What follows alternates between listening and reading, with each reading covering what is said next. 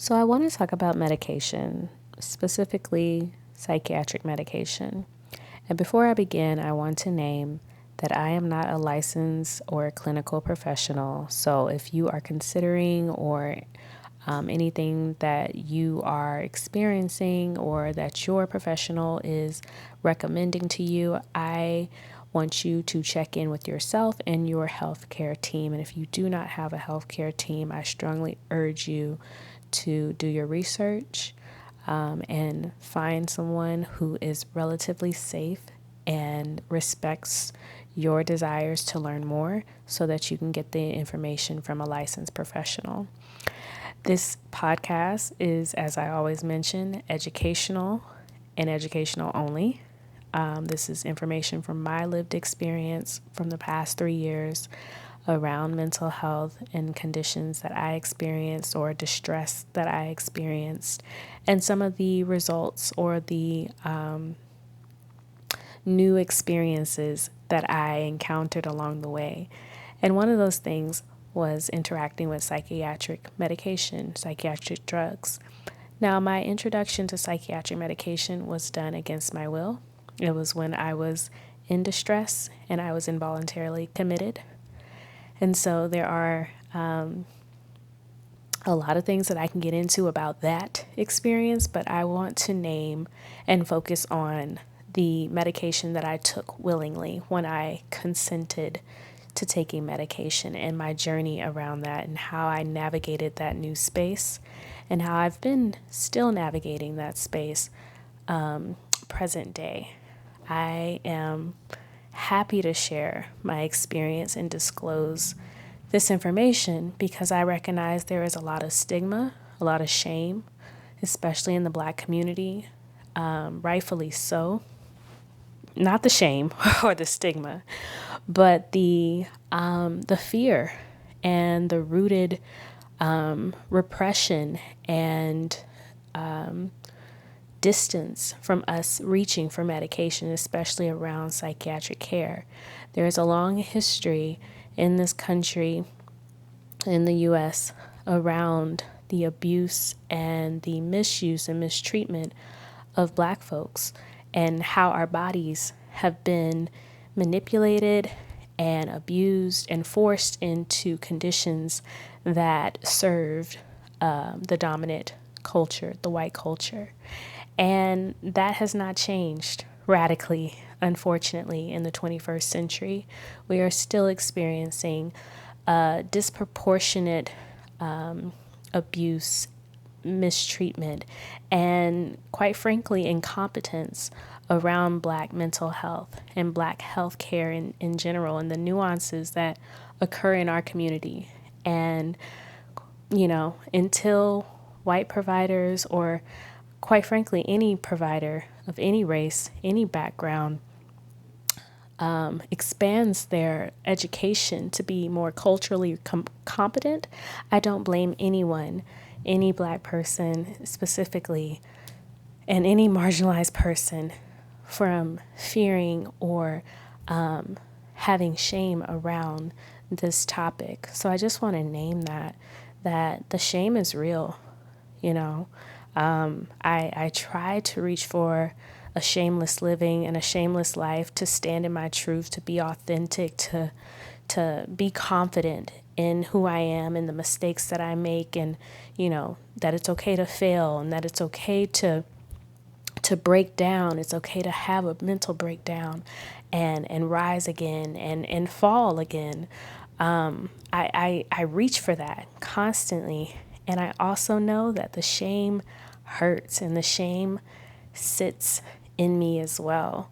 I am not immune to feeling shame. I'm not immune to feeling embarrassment or distress or guilty around the ways in which I respond to medication or the offering of medication, especially when it comes to psychiatric care or mental health.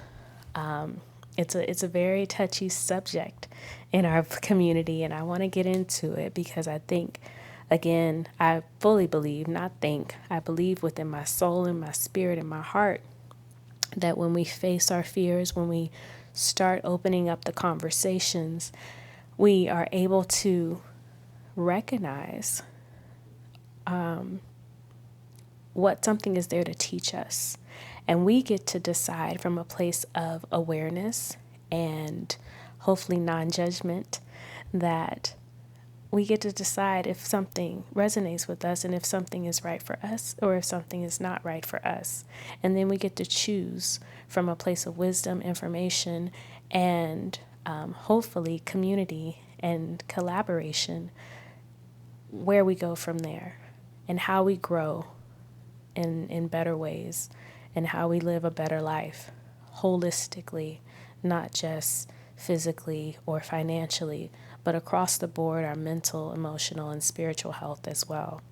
So that's what I want to get into with this conversation. This is not about being pro or anti psychiatric medication.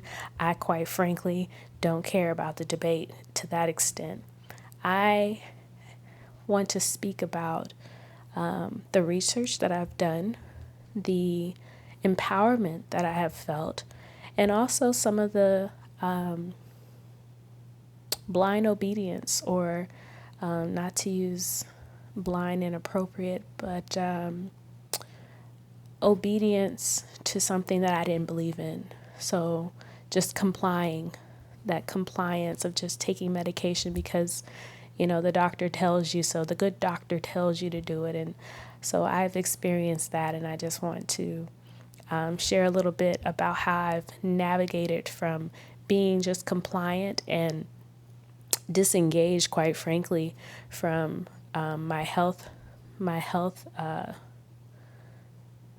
relationship with medication, and how I have transformed that relationship to be more proactive, more assertive, and quite frankly, more directive about how this is going to go, as far as what I put into my body and for how long, and in which ways I navigate that with my health team.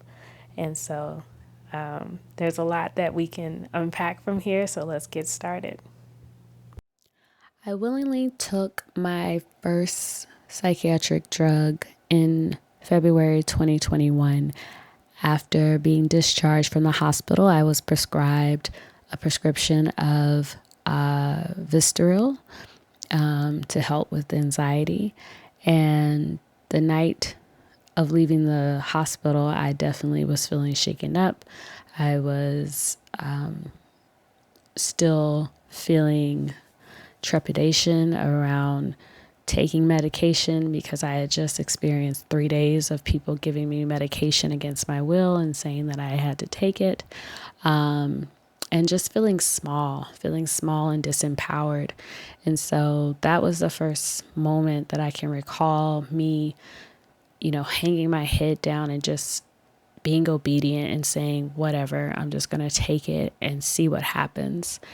And from that moment, the next year or the rest of 2021 was a lot of me just complying. I was also prescribed eventually by a nurse practitioner that I had found outside of the hospital, a Black individual who I connected with and said, okay, this is good enough. Again, just trying to check a box and being compliant, to show that I was doing the work of trying to figure out what just happened. And they prescribed me Lexapro, 5 milligrams of Lexapro, which is an antidepressant. For those who don't know, it's a very popular antidepressant that I'm learning about that other people are sharing their experience with. And I'm so glad that it is helping some people. But for me in 2021, it was not helpful. It didn't hurt, but it also didn't help. And I didn't understand why I was taking it. I was just taking it to be obedient. And really, I was disengaged. I said, just take it. It's not hurting anybody. Take it until you can recover and come back to yourself. And I also recognize and can admit that I was taking the medication because I did not want to concern or worry my loved ones, my parents especially, who had witnessed over the phone my emotional distress. They had rushed to my bedside when I was in the hospital. They had carried me and helped me journey from Austin, Texas, back home to Florida. And so I felt a debt to them, and I wanted to be a good daughter, be a good steward, and just take the medication and stop being so independent like I have always been. Stop being so take charge, like let somebody else take care of you. And so a part of me did give up my agency out of respect or perspective of my parents. And I'm not blaming anyone at all, not at all, when I can reflect back on that. However, I can see the ways in which I abandoned myself. And that was just a pattern that had been happening for years. That I abandoned myself when I'm putting others in front and I'm putting them first, and I'm not putting myself first. Even in my weakened state, even in my most vulnerable state, I still deserve and am worthy of autonomy, of my choice, and of patience. I was the patient, literally. But I also had to build up my capacity to challenge and to confront and have difficult conversations, because quite frankly, in 2021, I didn't have that capacity. I was so worn out, so burnt out, so tired, and feeling so weak. I couldn't fight that fight. And so I also don't internalize that blame or shame with myself now, reflecting. But in that moment in 2021, I did hold my head low. I did feel embarrassed. I felt embarrassed. I felt disappointed. And I felt like, again, I owed a debt to get my act together, so to speak, so that my loved ones wouldn't worry, so that I could go and live the life that would give them peace of mind, that Yolanda is taking care of herself by doing what the doctors tell her to do, checking into her appointments, and, making sure she's showing up to her appointments and doing the things she needs to do to stay out of the hospital and to be independent and not need us, not be so weak and unstable. And that's what I internalized. That was what I was holding in 2021. And in conjunction with psychiatric care, I also sought psychological care, because therapists and psychiatrists are two different fields. Psychology is typically a therapist or a counselor who is licensed to, use tools of exploring what happened to you and getting into the deeper waters with you about talk therapy or cognitive therapy or art therapy, or so many different ways of therapizing to understand how to support and navigate you going forward by reflecting on instances that may have dire impact or stressful impacts to the way that you want to live. And so I knew I needed a therapist, and I knew that psychiatry was also a part of the new plan. So with that, in 2021, I began to look at my work and the stressors in my life. And my job was the biggest stressor in my life. Honestly, I did not want to work. I was so tired of even thinking about the job, even being on disability leave. They would be checking in. My manager would be checking in to see how I was doing. And that was quite annoying to me, even though it came from a good intention. I just was tired, and I didn't want it anymore. I didn't want it at all anymore. And so I quit. And I was so proud of that decision and so happy that I could do that. And I stopped taking the Lexapro because, again, I didn't feel any impact of the medication. I was really doing it out of compliance, and just trying to comply for a little bit and build myself back up. And I also recognized that it wasn't, or I didn't feel like there were harsh implications that I would be facing taking the medication. So I took it. And I also want to put a pin here and say that I have been taking medication, not psychiatric medication, but medications for skin issues,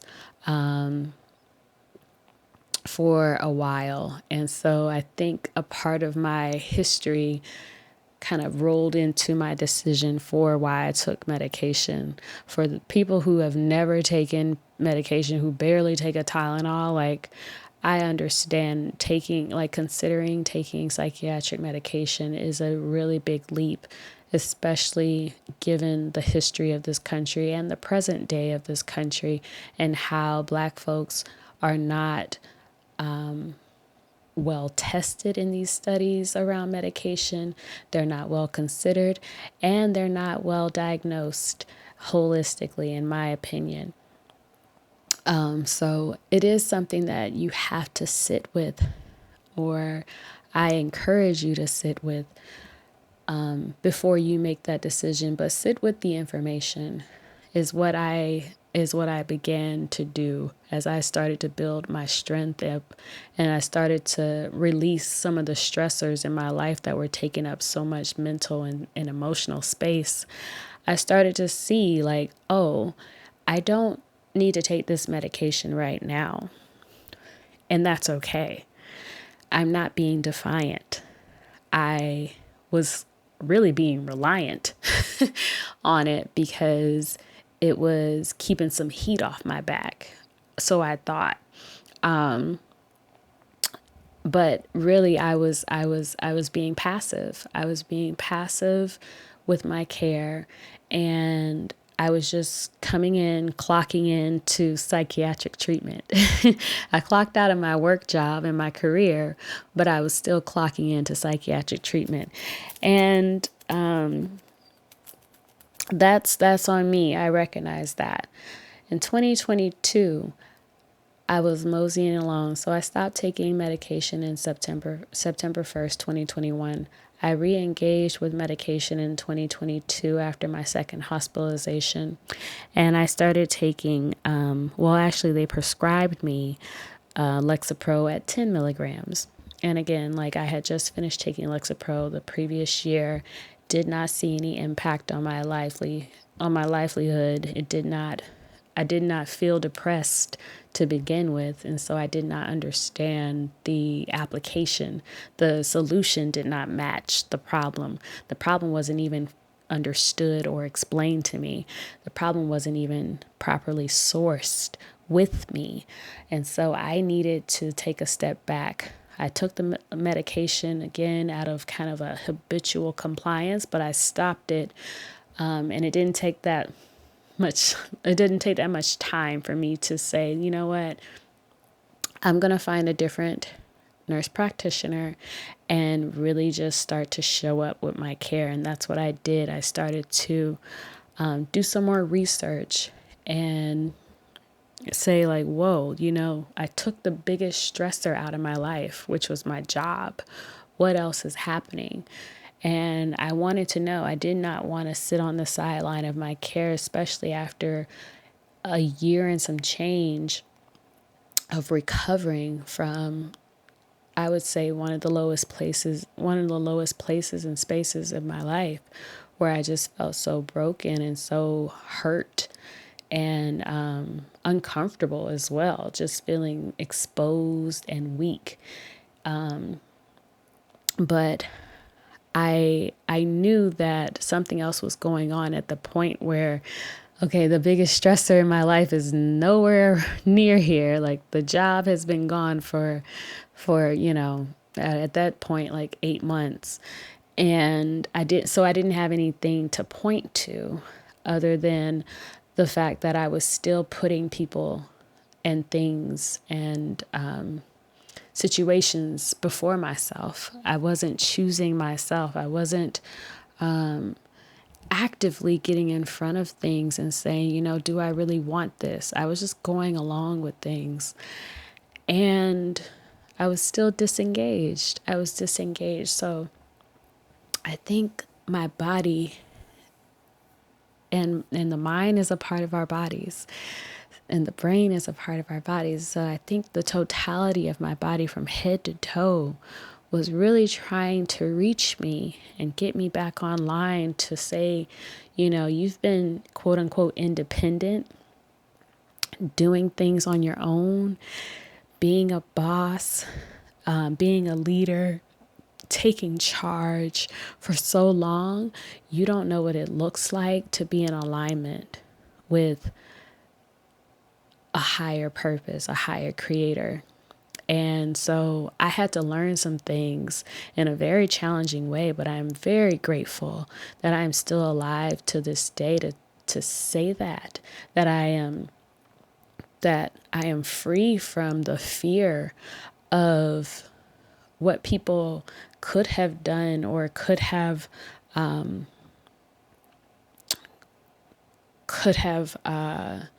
used against me, given my marks, so to speak, on my medical records. Like, I recognize that I have privilege, and I've had that privilege before, during, and after my psychiatric treatments. And I also recognize that I still had to buck up and find my voice and find my power again, because it lost itself, buried under traumatizing events, buried under racial and sexualized interactions. It was buried under violence and witnessing violence and seeing neglect. And it's been a long way around to find this part of myself, but I'm so grateful that it took me down this route, because I've always been curious and interested in people and individuals who have been put in a carceral state, like prison, like jail. And I didn't know where that came from, because nobody I knew really went to prison. A couple people went to jail, but it wasn't anything serious, It wasn't anything to make me go like, oh, I'm gonna, like I care about this topic because da da da da da da da. It's like, I don't know where that came from, that inspiration and that curiosity came from around people in carceral states. But here I am, navigating my own lived experience in a carceral state and being forced to take medication and being coerced to engage with a healthcare system that I didn't sign up for, and yet I have to pay for, and yet I'm being taken advantage of as a well-funded and a well-resourced individual. All these things kind of just gathered very, very harmoniously over the past few years, and Anywho, I get off topic a little bit, but I just wanted to take that detour down that road because it's so beautiful when I can weave back from being disengaged and feeling low and feeling like, okay, this is what I gotta do, even though I don't want to do it, or this is what I gotta do, even though I don't understand it, or this is what I'm going to do, even though I'm scared to death of what side effects or implications might come of this. And I'm speaking to the medication because psychiatric drugs, again, like I said before, have not been made and considered for people who look like me. And that hurts. That hurts. So why would I trust you? Why would I trust this pill to be okay for me and my body? And that's when I started to say, okay, if you don't know something, if you're scared of something, or if something is still fuzzy and unclear, go and get the information that you need and don't stop until you get enough. At the end of 2022, I had secured a new psychiatric nurse practitioner that I was meeting with in person, and we had a good rapport. She listened, she answered my questions. Oftentimes, I would take my mom or my dad or both of them to the appointments with me just so that they could hear the information. So she made sure she checked in with them. But it was mostly medicine management. And medicine management is like what you need, I'm your pusher kind of feel. Like it's not about like, let's get into your feelings. Let's understand what happened to you. How are your therapy appointments going? If you're seeing a therapist, how are your peer support spaces?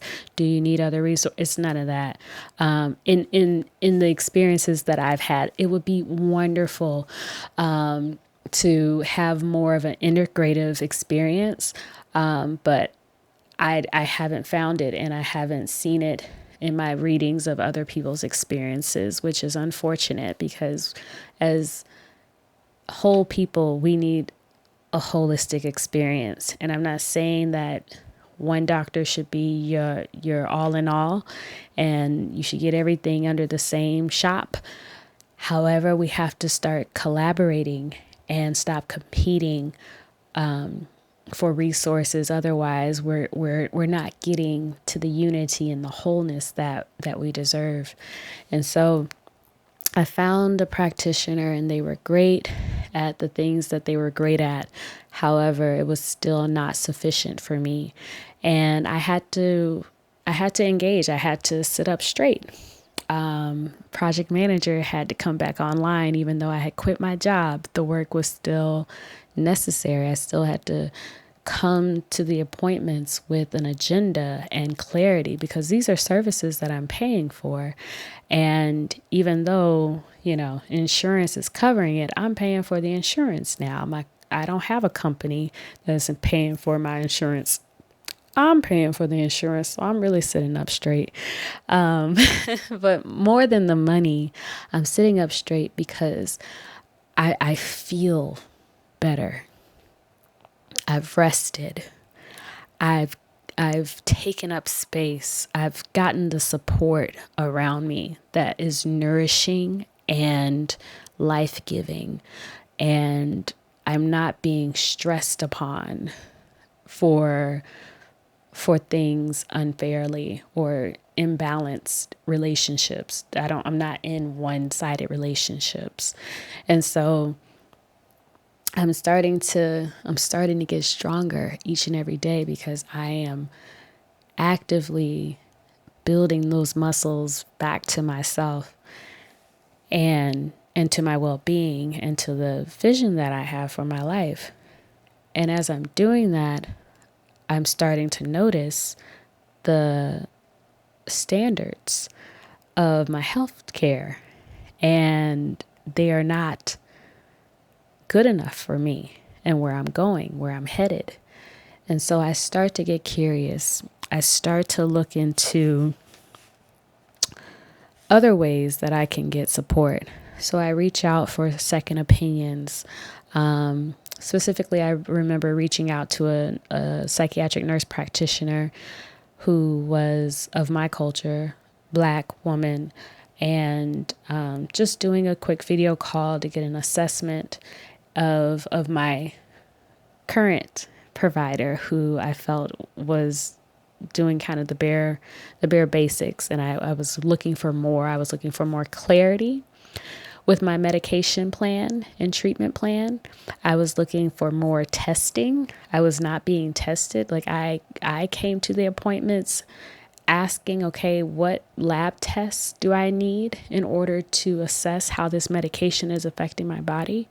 Those things were not just assumed or given to me. Those things were not proactively discussed with me. I had to inquire about those things. And I inquired about those things because I was curious about my health care. I was curious about my health care because, again, I had the space and the awareness and the value had returned to me. Like, and my eyes opened up. And I remembered I deserve quality care and treatment, especially from the systems that I am actively paying for and to. So I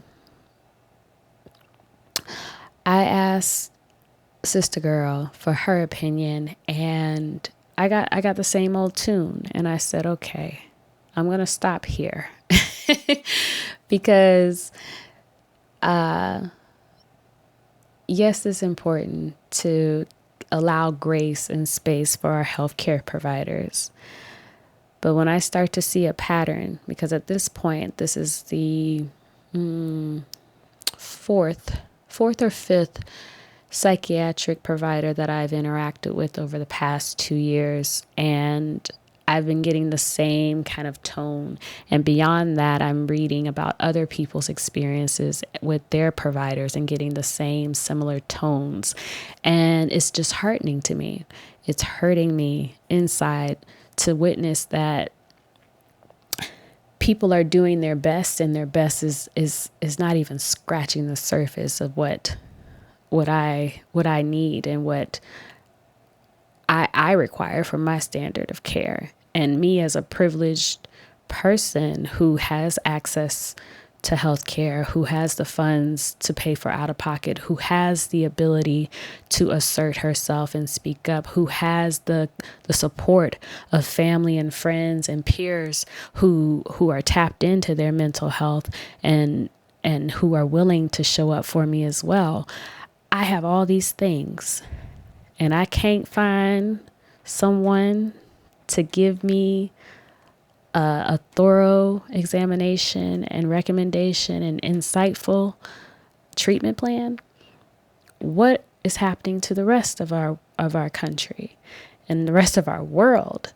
So those are the kinds of questions that pique me and that rile me. I stay focused on my care and what Yolanda needs. And I'm also considering what my people aren't getting, because my people are my people and we're all interconnected. And I'm also considering the person that I'm sitting across from. So when I started to become more engaged with my healthcare and I started to assert my needs and get curious, I really had to shift my mind to put down my sword and shield as I was entering primarily white spaces, because I said, okay, this person does not want to hurt me. We're here to collaborate. They're doing their best, and I am too. And until I find better, or until they produce better, we're going to have to work with what we got here. And putting aside my complaints, putting aside my, you know, ego and entitlement, I went into each doctor visit with clarity and also, what is that? Like a business mindset, a business acumen. I was not in there trying to, be nice and be gentle or beg or plead for what I needed. I came in with my head high, with my voice still soft because that's the way I speak, and I got what I needed and I got out. And if I saw that there was a pattern that I didn't like, I addressed that pattern, or I spoke about that pattern. For example, I was curious about how long I should be on medication. My provider would not give me a clear medication plan to say, we're going to start you off on this at this dose. And I know that you have the vision and the intention to not use medication. So we're going to alter it after this amount of time. And then we're going to start to withdraw you from that medication safely and in an effective way that gives your body a recovery period so that you can adjust to a no medication lifestyle. That's what I was looking for. That's not what I was getting. And as I started to continue to ask for those things and see that I was not getting them, I started to do my own research and I started to test on myself, experiment on myself, because I was already doing that just under the consult of a doctor. But I started to test with my own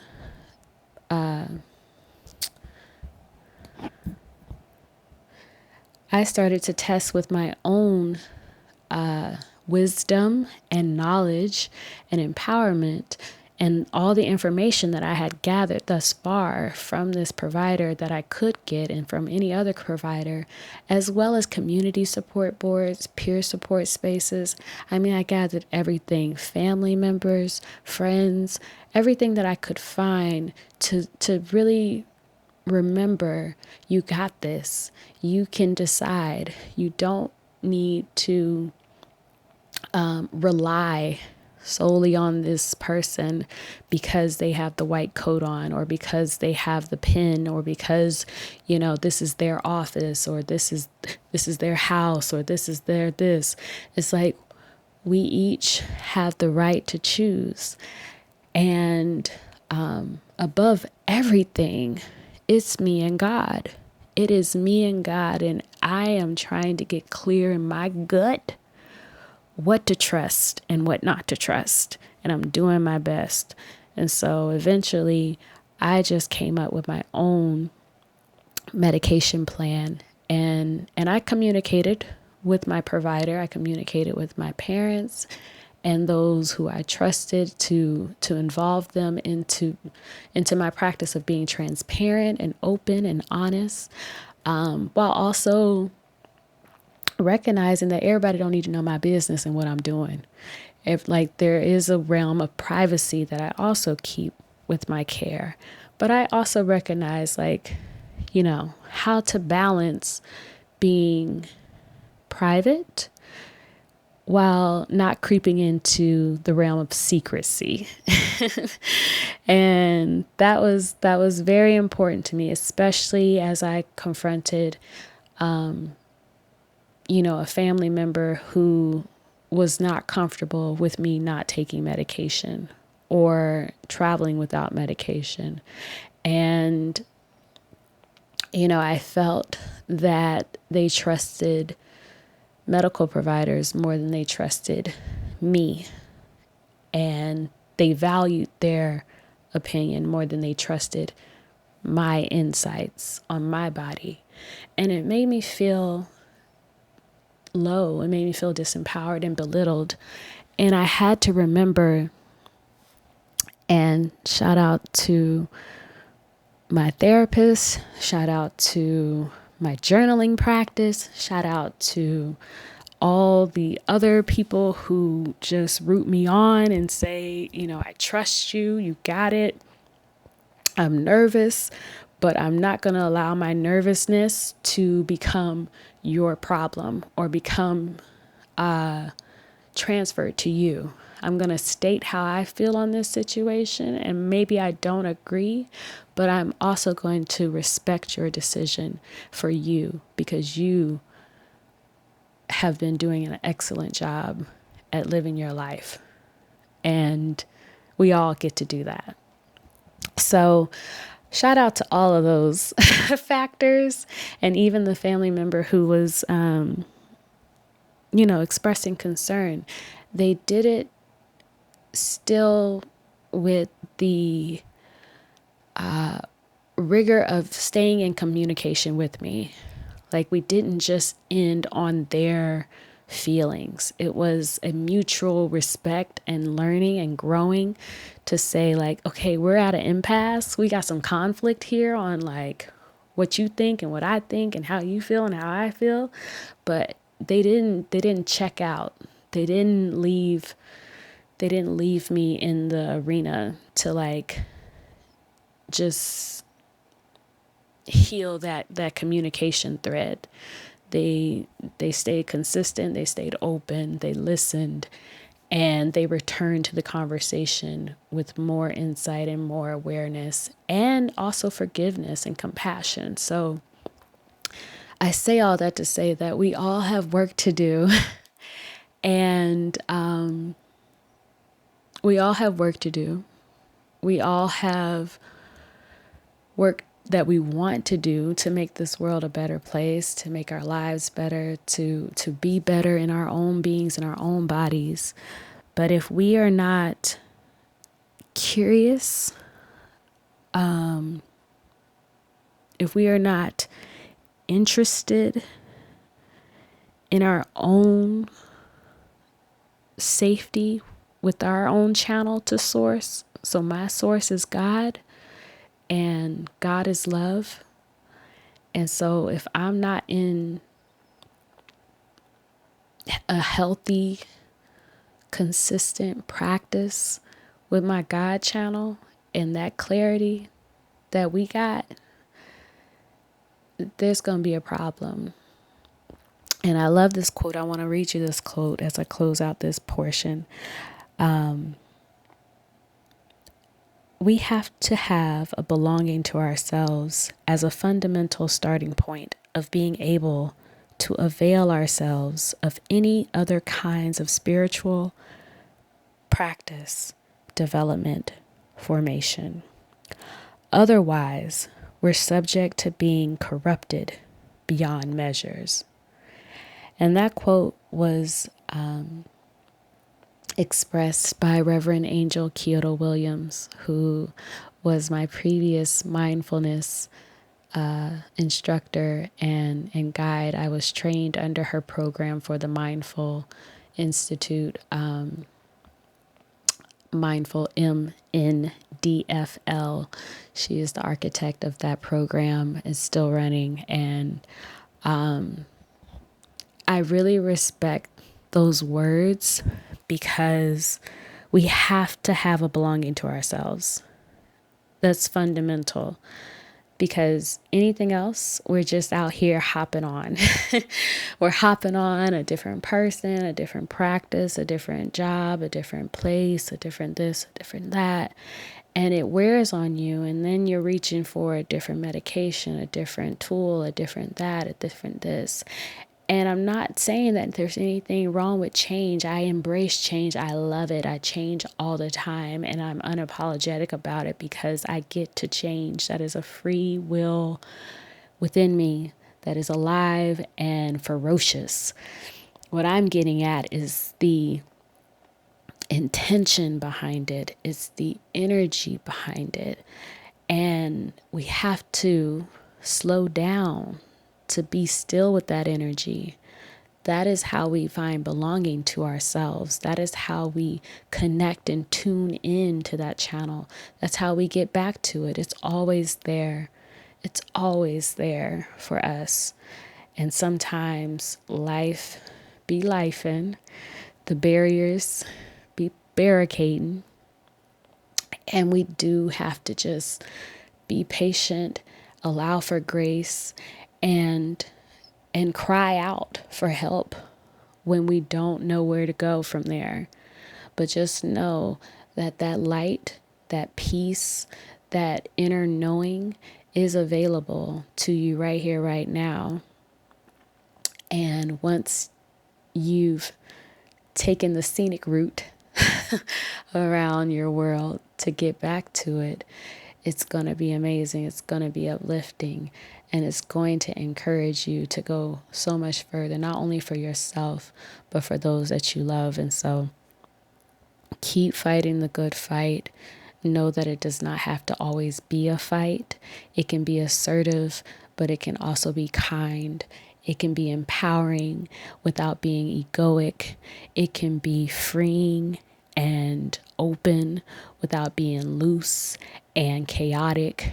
But if those things come up, again, apply that compassion to yourself, because we are all doing our best, but we got some things to reimagine and to rework in our lives and to transform in this world.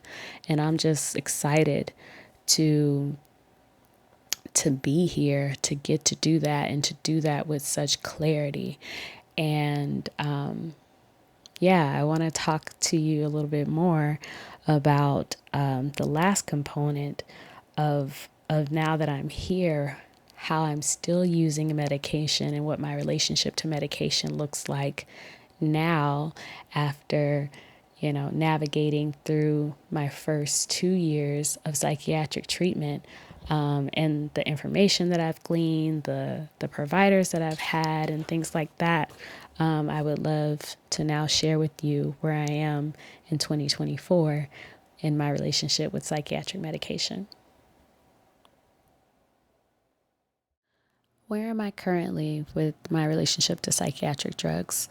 So right now, in 2024, I am proudly only prescribed one medication in relationship to one psychiatric drug, which is Seroquel, 50 milligrams. That helps me get sound sleep. I fall asleep and stay asleep like a rock. And I usually take it as needed if I am, for example, I've been traveling for the past 3 months since the end of April, and I've stayed over maybe 10 to 12 different places in that time span. And as comfortable as this day might be, as pleasant as this day might be, it's still a lot of change and a lot of newness to my body and to my brain. And so I do recognize the adjustment period that I've had to make to settle my mind. So medication has supported me through that journey. It has also supported me through just needing to get some sound sleep. If I didn't feel like I was getting consecutive sleep, that was kind of giving me sleep anxiety, just remembering the trauma of having a elevated, altered state that ended me up into the hospital. That taking the pill just took that stress off of me. And so I've taken that. I will note to say that there was about a month or so that I did not take Seroquel earlier this year, around March. And I was preparing to go on the road, go on my trip. And I was faced with having some bumpy sleep for the week leading up to it. And I was really torn on whether I wanted to break my 30-day or so streak of not taking the medication. I was so proud to not be able to take the medication and to get such sound sleep. I did not want to do it. But I broke down and I took it, and I battled. I thought about getting something over the counter. I thought about not taking anything at all. And eventually I just made the self-determination to take the medication that I had, that I knew was effective for me and my body.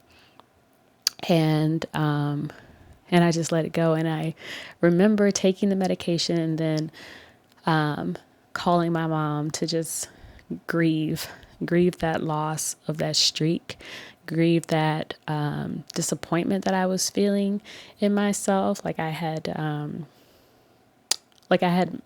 lost something, and that feeling of like I lost my streak. I lost the I broke down and I settled for something that I didn't want to do. And just having that feeling of settling for something that you don't want to do, or going back to something that you've resisted and that you've tried to pull away from, it's heartbreaking. And we deserve to take up space and grieve that loss and allow that to breathe space, even if it's something as, small as a pill going into your body that is helping you with something. It still is your feelings, and it's still okay to weep about that and to weep with witness. And so I'm so glad that I had a supportive, trusted individual in my life that I could call and share and be transparent and vulnerable with. And also recognize that, in that vulnerability, I felt very strong and very aware that this is not a reflection of my strength or my ability to take care of myself. This is a reflection of my faith surrendering, or me surrendering to my faith. And sometimes that comes with tears. Sometimes that comes with breakdown and anguish. But it's all worth it. It's all worth it. So I just want to name that it hasn't been just some easy thing to just, over time I just got used to the medication. It's like, no, like healing is not linear. Like there's no like straight, clear, easy button to press. We get to choose, and it can be made easy. We can choose the path of least resistance, I believe. But also recognizing that takes time, and that takes practice, and that takes, most importantly to me, support of people seeing me, hearing me, and meeting me in that space of vulnerability with respect and dignity. So that is something that I just wanted to share. As I mentioned, I take the Seroquel as needed now. I have been in a stable place for the past month or so, so I haven't needed to support my sleep with medication. However, if I need it, I will take it. I am still seeking alternatives to the medication. That is my active practice. So through this journey, through the time, through the practice, I have gone and seen the evolution of being compliant, being passive with my care, being kind of checked out and disengaged, and how I began to get curious about my care, get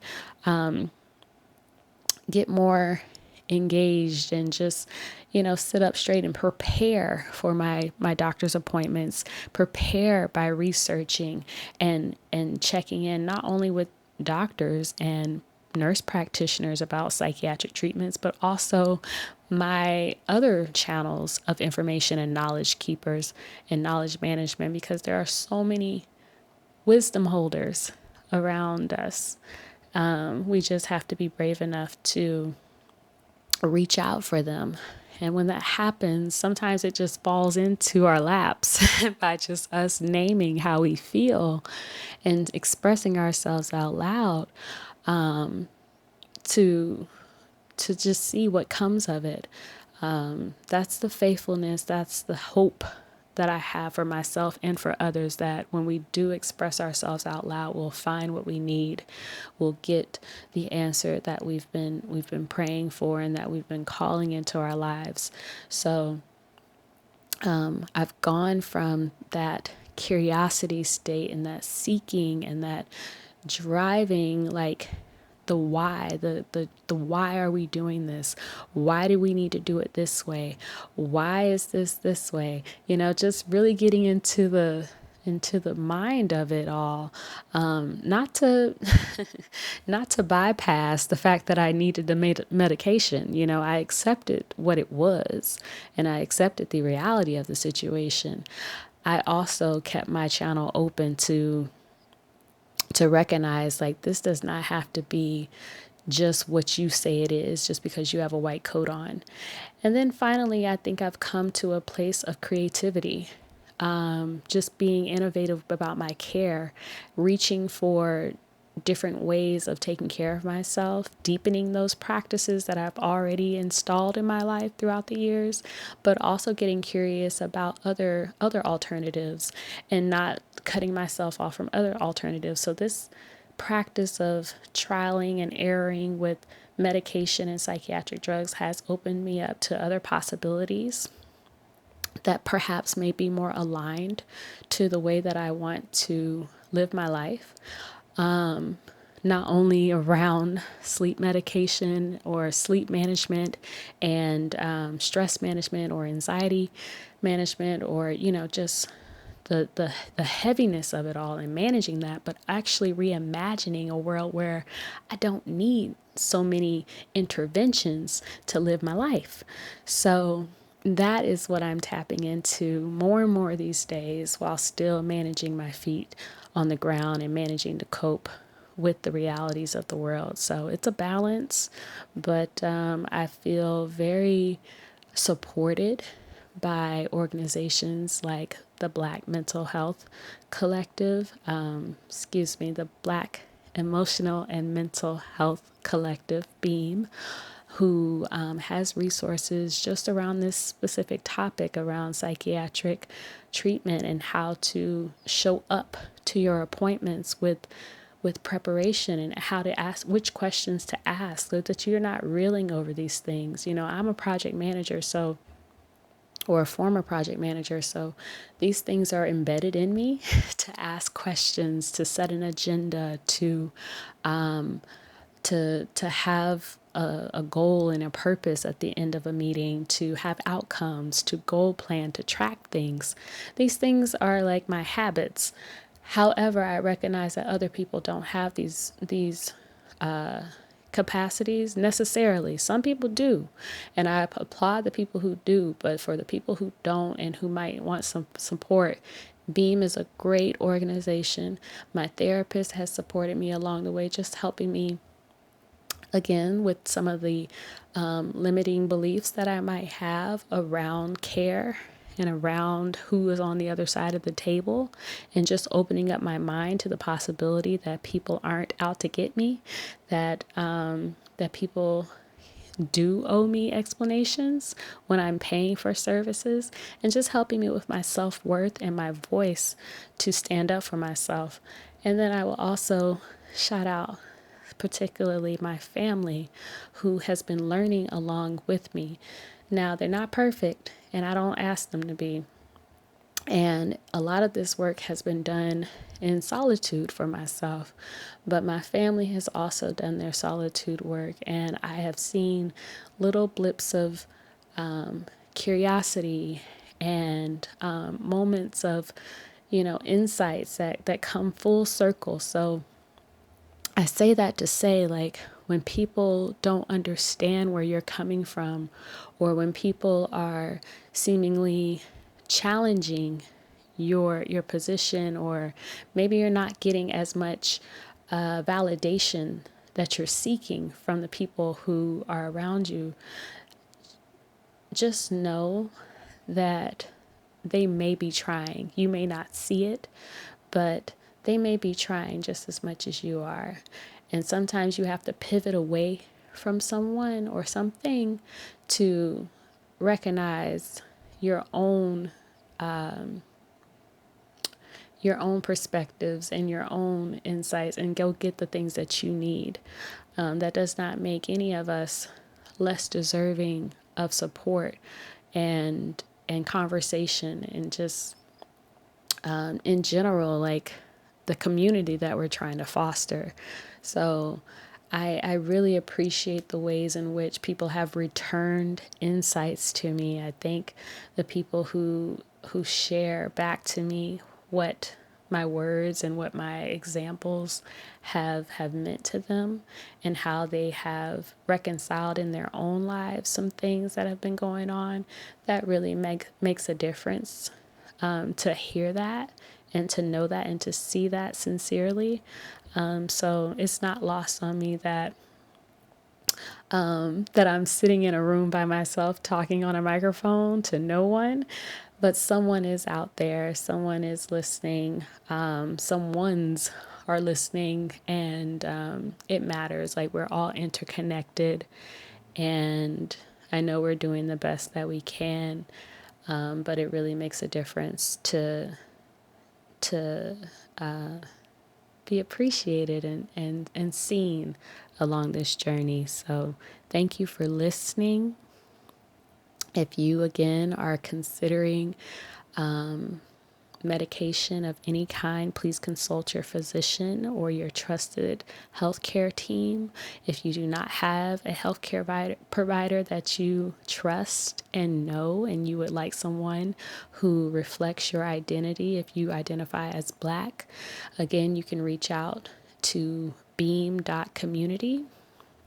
Beam, the Black Emotional and Mental Health Collective, has a resource on their website, a wellness directory that not only holds psychiatrists and psychologists and traditional talk therapists and counselors, but they also have different modalities that you can plug into, different practitioners of different modalities that you can plug into. You can read some of their information and you can get a sense of all the various modalities that you can tap into. So if sleep is a challenge for you, if anxiety is a challenge for you, if the human condition is a challenge for you, which I imagine it is for all of us, there are people across the board really in their bag, really in their focus about how to return to our healing and how to do that through a way of curiosity. So I invite you to explore their wellness directory and get the support that supports you best. I'll talk to y'all in August. Take care and be kind to yourselves.